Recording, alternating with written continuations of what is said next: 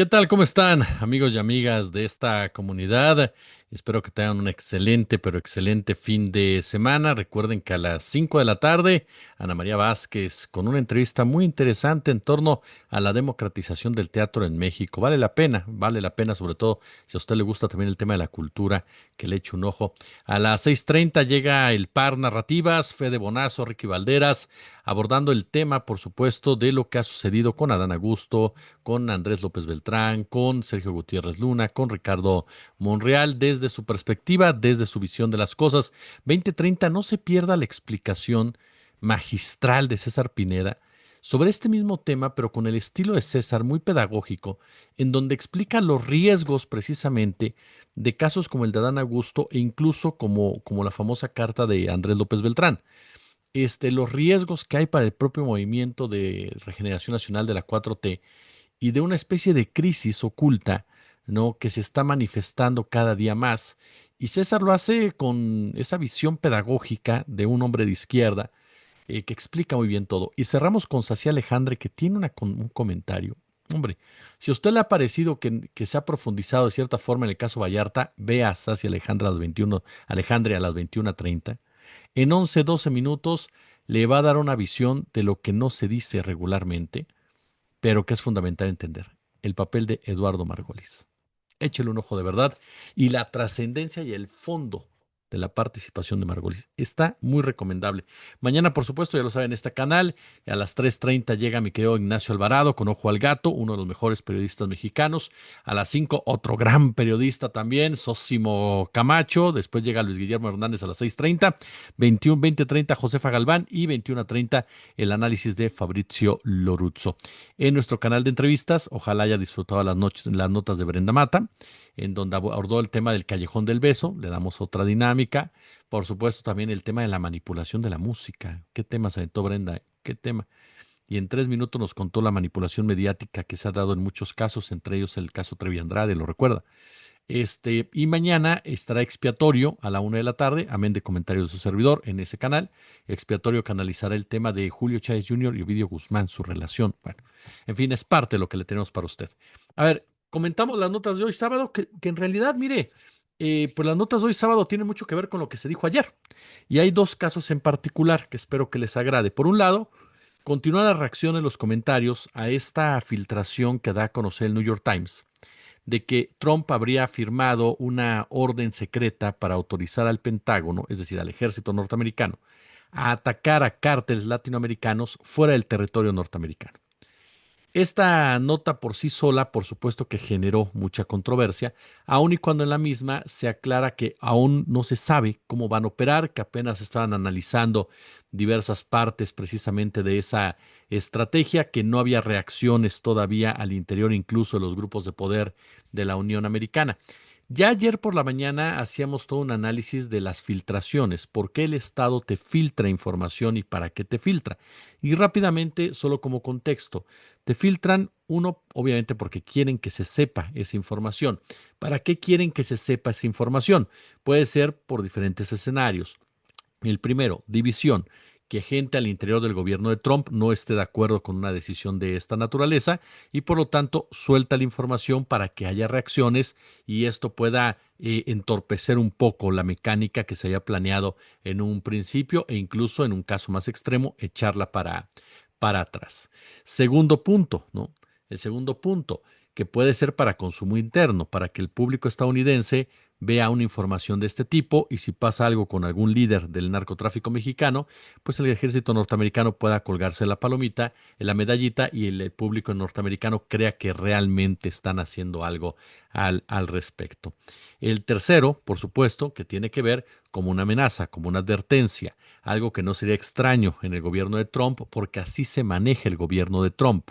Regularmente juegan mucho al policía bueno, al policía malo, filtran información por acá, filtran información para allá, para que el mensaje llegue, ¿no? En un momento dado a sus aliados, porque Estados Unidos no nos ve ni nunca nos verá como, como aliados, y esto sirve no para combatir el narcotráfico como tal, porque ahorita lo vamos a profundizar esa parte, sino en realidad para presionar en el ámbito comercial, porque reitero que lo que les he dicho desde allá en la noche y en otras ocasiones, Este asunto México-Estados Unidos no es una cuestión de drogas. Dejemos de pensar que es un asunto de drogas. Ojalá fuera un asunto de cooperación de drogas, de verdad.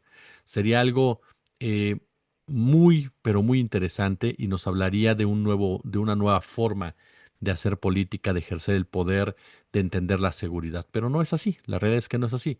Esto es un asunto de dinero, este es un asunto comercial, este es un asunto de sectores estratégicos y recursos naturales instrumentalizando el mercado de las drogas. Entonces también puede ser una filtración para presionar a México en la negociación que están llevando a cabo y que Estados Unidos quiere mayores pedazos del pastel energético y de minerales, tierras raras de nuestro país.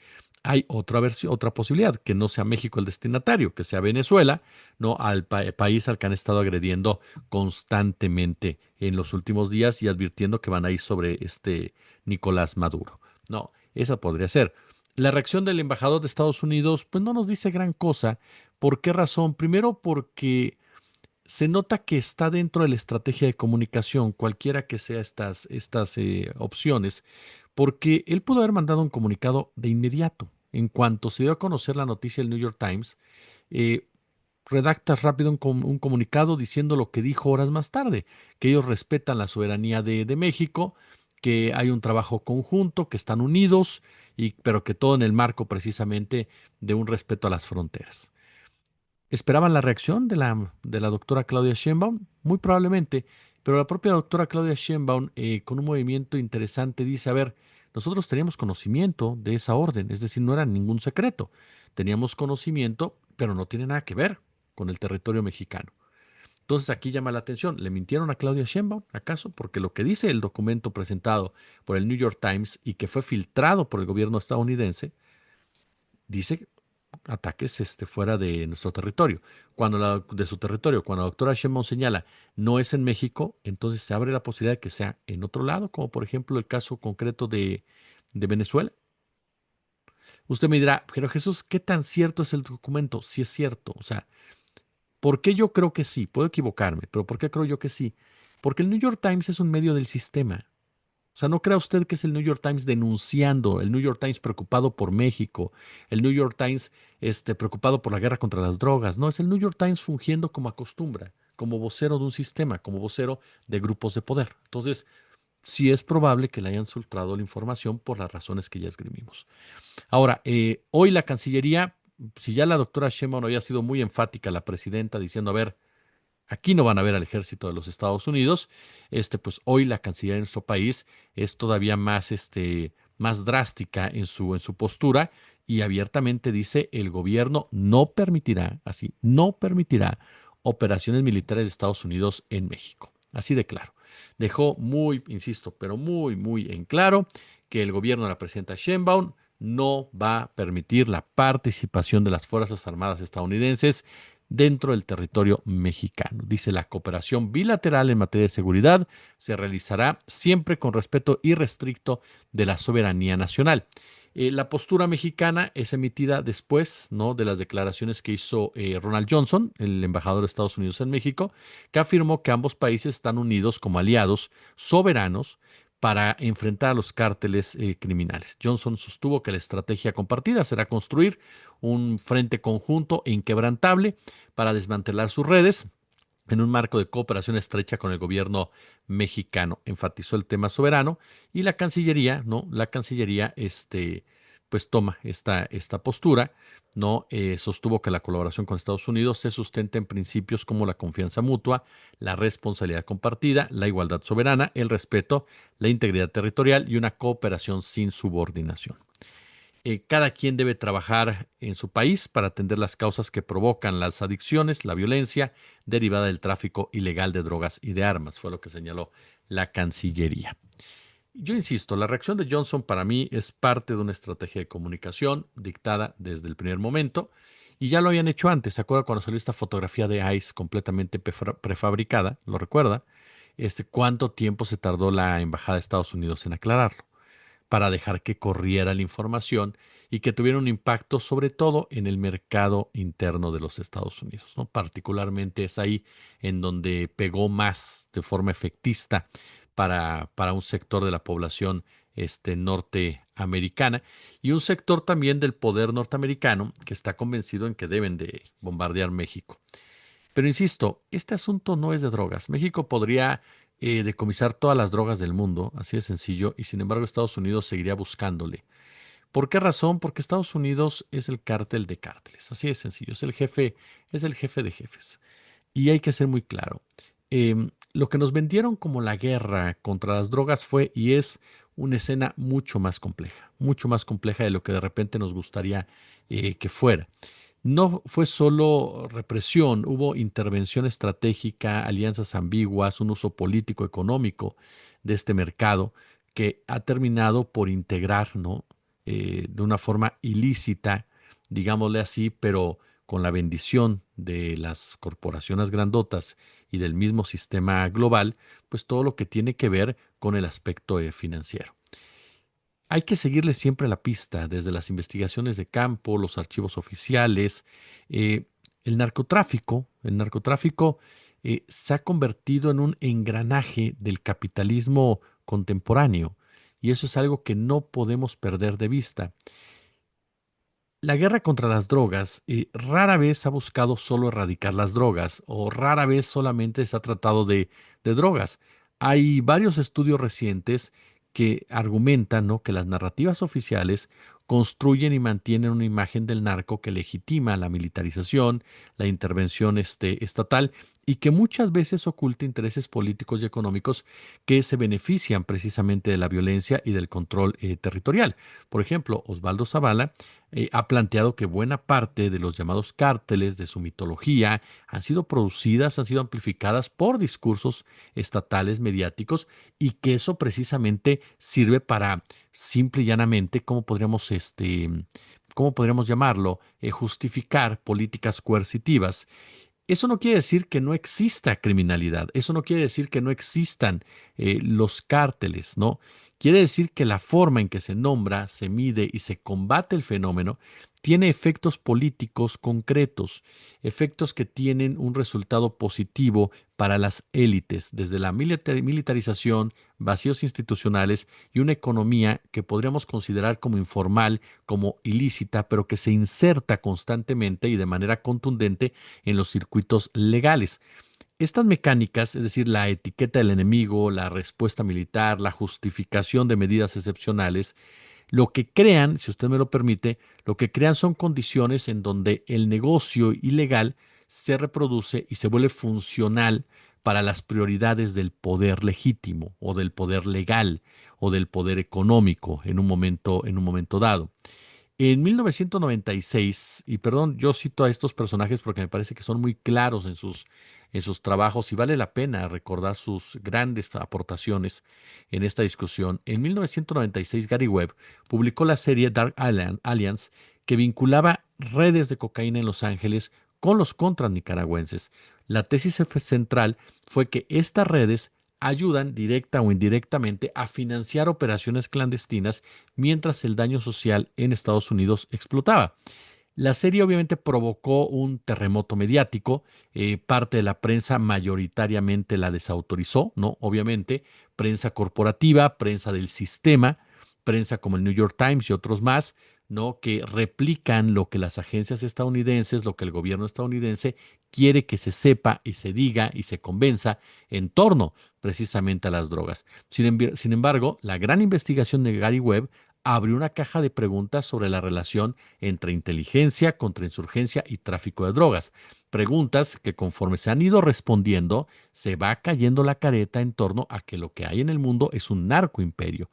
Las averiguaciones oficiales, incluidas por ahí un examen del Departamento de Justicia y el informe del inspector general de la CIA, obviamente no sostuvieron la tesis de una conspiración organizada por la CIA para traer drogas a Estados Unidos. Sin embargo, los mismos informes, fíjese usted cómo ellos mismos se contradicen, los mismos informes reconocieron que hubo conocimiento, que hubo tolerancia y en algunos casos acciones que desincentivaron investigaciones locales sobre redes vinculadas a actores apoyadas políticamente.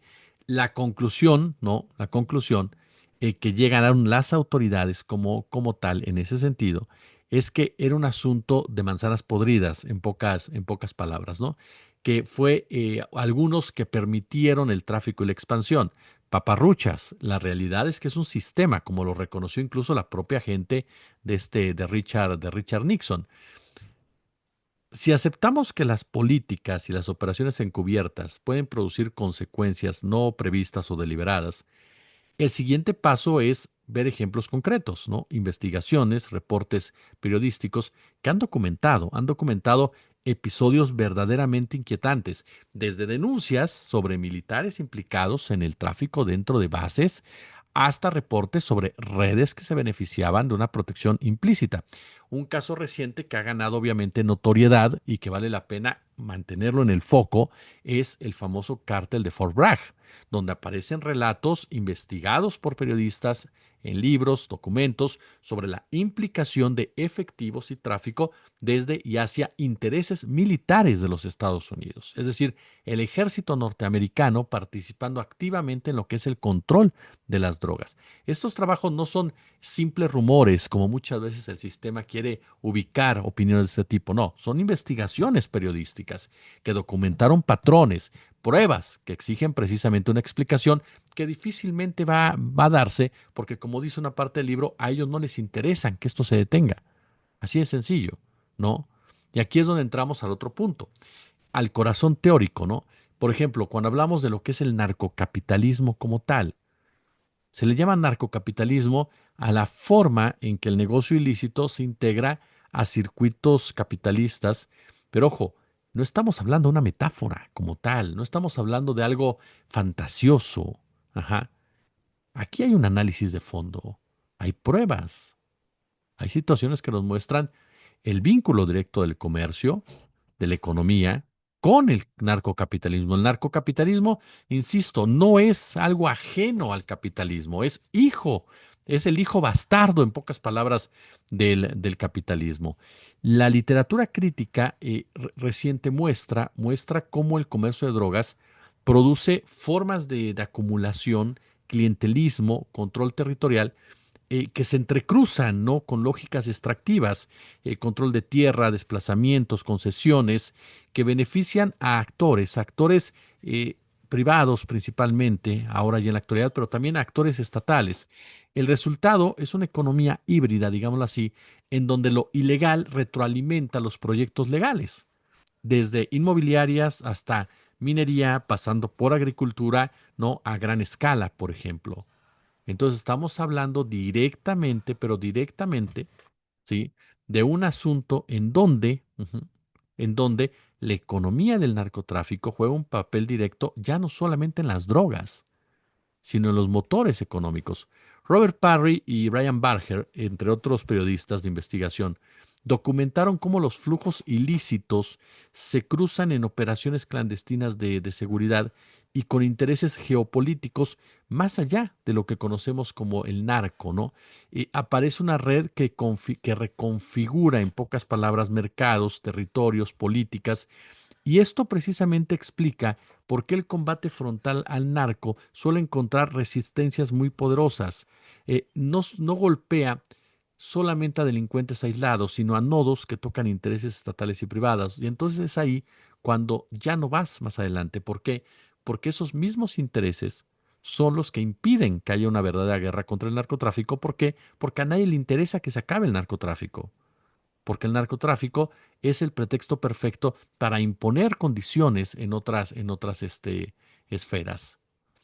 Un factor clave que demuestra la integración del narco en la economía global es un sistema financiero de grandes bancos que han sido sancionados por permitir transferencias, estructuras que facilitaron el lavado de dinero del narcotráfico. Hay muchos ejemplos, por supuesto el más emblemático es el caso de HSBC y el de Wachovia, que muestran precisamente cómo entidades financieras globales procesaron grandes sumas relacionadas con los cárteles. Pero aquí el punto es nuevamente preguntarnos, ¿qué son los cárteles como tal? Si queremos seguir pensando que los cárteles son unas organizaciones integradas por rancheros de Badiraguato o gente empobrecida de Sinaloa, sinceramente estamos perdiendo el ojo de lo que realmente es el crimen organizado y la ramificación y el uso político económico que tiene el mercado de las drogas. Hay datos, hay investigaciones recientes, insisto, que han demostrado cómo la detección y la persecución son muy selectivas, cómo a pesar de tener todas las reglas para poder atacar el lavado de dinero, en realidad el sistema financiero global no lo hace. Y no lo hace porque, insisto, el narcotráfico juega un papel geopolítico articulado por las agencias norteamericanas, por un lado, pero también por el sistema financiero global, por el otro. Si el mercado de las drogas fue en ocasiones tolerado, instrumentalizado, administrado, las consecuencias son múltiples, por supuesto, y las estamos viendo. ¿Por qué? Porque a final de cuentas, lo que hay es un debilitamiento institucional en beneficio de las economías que nos han querido vender, que la economía paralela del crimen la manejan otra vez gente que se empodera a través de las armas, gente como el Mencho, gente como el Marro, gente como los Arellano Félix, gente como ay, se me fue el nombre del Señor de los Cielos, Amado Carrillo, cuando en realidad no es así. Estamos hablando directamente de economías paralelas que se reconfiguran mutuamente y que a la vez descifran y deciden cuestiones de clase social incluso. Y sobre todo estamos hablando de un factor clave, la captura de territorios para proyectos extractivos o estratégicos. Ese punto no lo dejemos de lado. La captura de proyectos estratégicos, extractivos, la captura de los territorios, porque ese es el fondo de todo esto. Ajá. La palabra narco sirve tanto para justificar medidas de seguridad como para crear condiciones favorables a cierto tipo de acumulación capitalista. Esto no es mera conjetura. Está documentado en investigaciones históricas, periodísticas, que cruzan archivos, testimonios y, por supuesto, documentos oficiales. Y aquí entonces uno se preguntaría, ¿cuál es la conclusión? Bueno, la conclusión obviamente, y aquí viene la pregunta de por qué Estados Unidos hace esto, de filtrar y demás, no, es muy sencilla ante nuestros ojos y empezamos a pensar de esta manera. La narrativa simple, ¿qué nos va a decir? Los cárteles son el problema, la respuesta es más represión. Hay que bombardear donde estén, hay que matar a sus líderes, en fin. Pero eso nos impide ver la estructura completa. Los intereses geopolíticos, las redes financieras, el modelo extractivista, que encuentran en lo ilícito una forma de reproducción y protegen lo ilícito porque son parte de lo ilícito.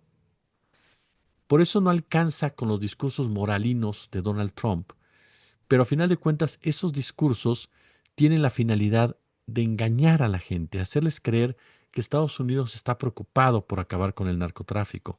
¿Esto exime a autoridades mexicanas corruptas, colombianas y demás? No, por supuesto que no. Todos tendrían que caer y todos de una u otra forma son responsables de lo que la ciudadanía padece por la violencia del narcotráfico.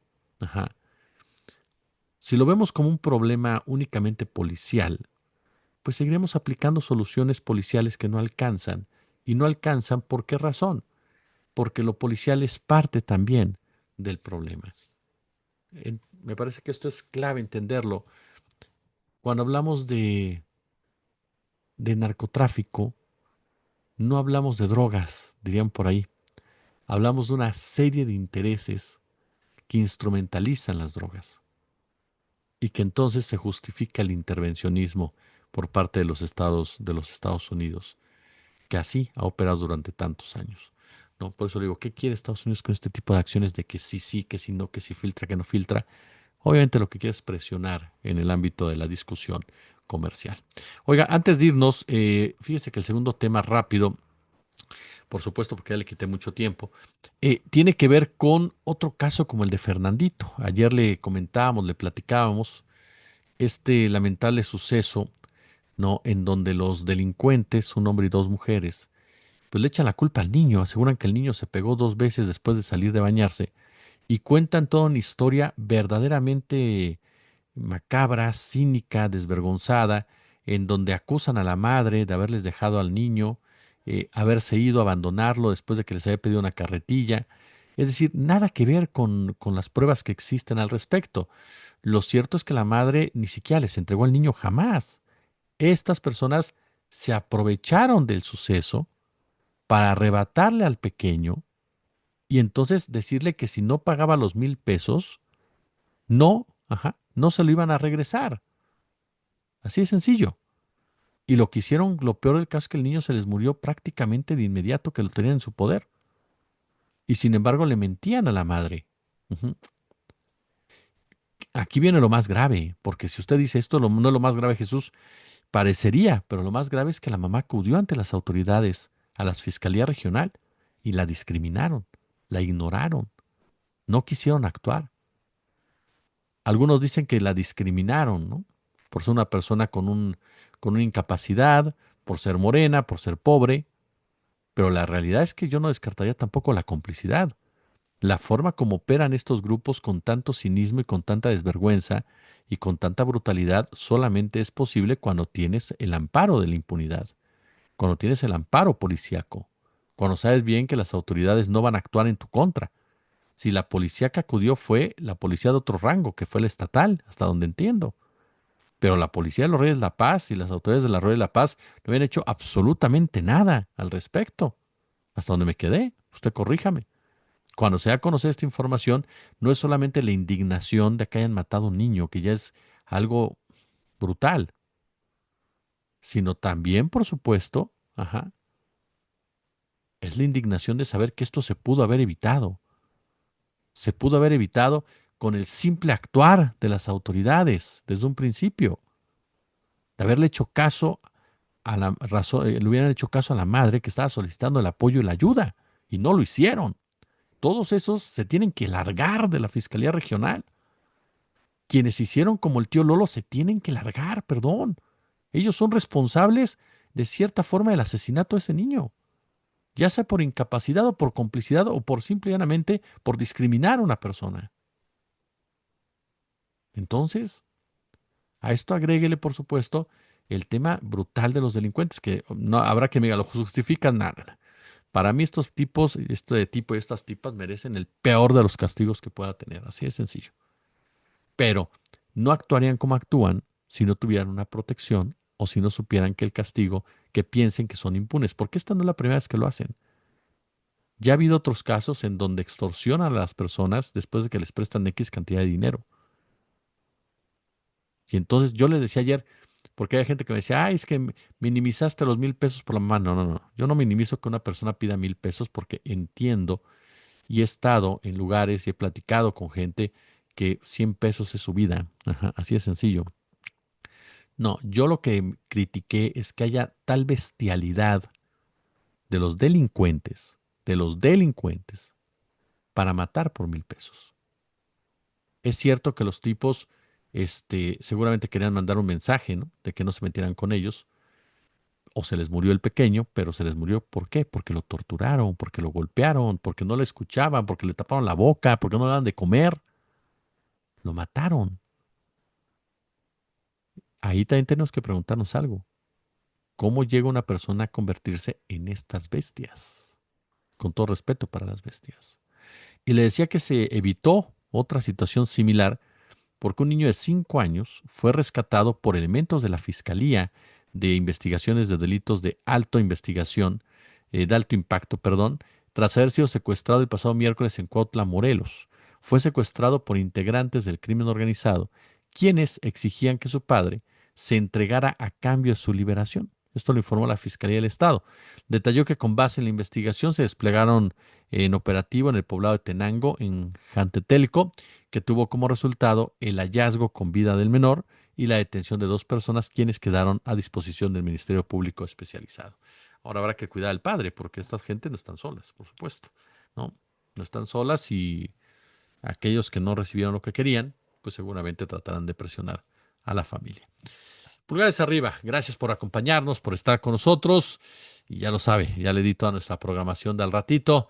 Yo soy Jesús Escobar Tobar. Si no pasa nada extraño, nos vemos en este canal hasta el lunes, pero en el canal alterno nos vemos el día de mañana. Como siempre, un gusto, como siempre, un verdadero, pero verdadero placer. Gracias.